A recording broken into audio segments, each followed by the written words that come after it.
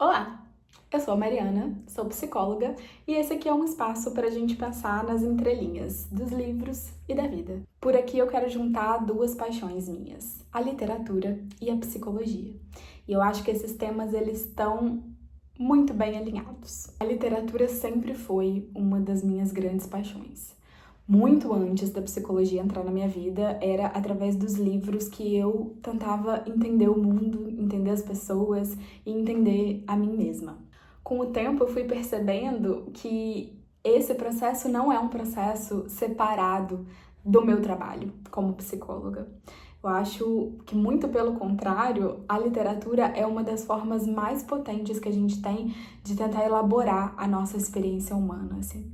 A nossa capacidade de pegar aquilo que é praticamente indizível, aquilo que é confuso, aquilo que a gente não entende muito bem, transformar aquilo em palavra ou ler aquilo e a partir dessa leitura entender melhor o nosso mundo, entender melhor uma coisa que a gente sente, eu acho que é profundamente psicológico, né? E no mais, existe essa ideia de que a literatura de ficção não tem muita utilidade. Eu acho uma grande besteira. Mas existe essa ideia de que uma literatura útil é uma literatura somente do autodesenvolvimento, talvez, que tenham assuntos técnicos ou assuntos voltados para o desenvolvimento de alguma habilidade, de alguma capacidade. E eu acho que toda essa literatura, obviamente, né, tem muito valor, mas a ficção, ela ocupa um lugar especial.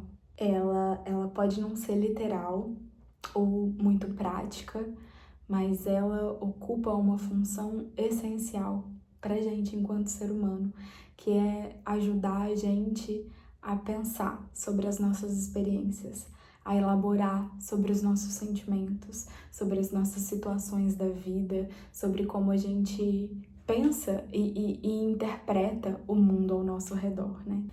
Os livros dão nome para o que a gente sente. Eles ajudam a gente a perceber conflitos que não são só nossos. Eles ajudam a gente a elaborar num lugar seguro, que é numa página, uma coisa que também pode ser muito nossa. Eles traduzem experiências extraordinárias. Eles são um lugar seguro para a gente poder identificar a gente naquela página. A literatura cria uma ponte entre um mundo interno e um mundo que é compartilhado. E eu acho que talvez aí esteja o ponto mais próximo da psicologia. Eu sou psicóloga clínica, então acho que da psicologia clínica especificamente é exatamente isso que a gente tenta fazer. A gente tenta criar essa ponte entre o mundo que é interno, entre o que eu sinto, entre o que eu penso, entre como eu me reconheço no mundo e que mundo é esse. E é esse mundo compartilhado de como é que eu posso me colocar nesse mundo, como é que eu tenho me colocado nesse mundo e o que faz sentido a partir disso, né? O que eu quero, o que eu busco, que é meu, mas que precisa estar inserido em um mundo que é compartilhado, né?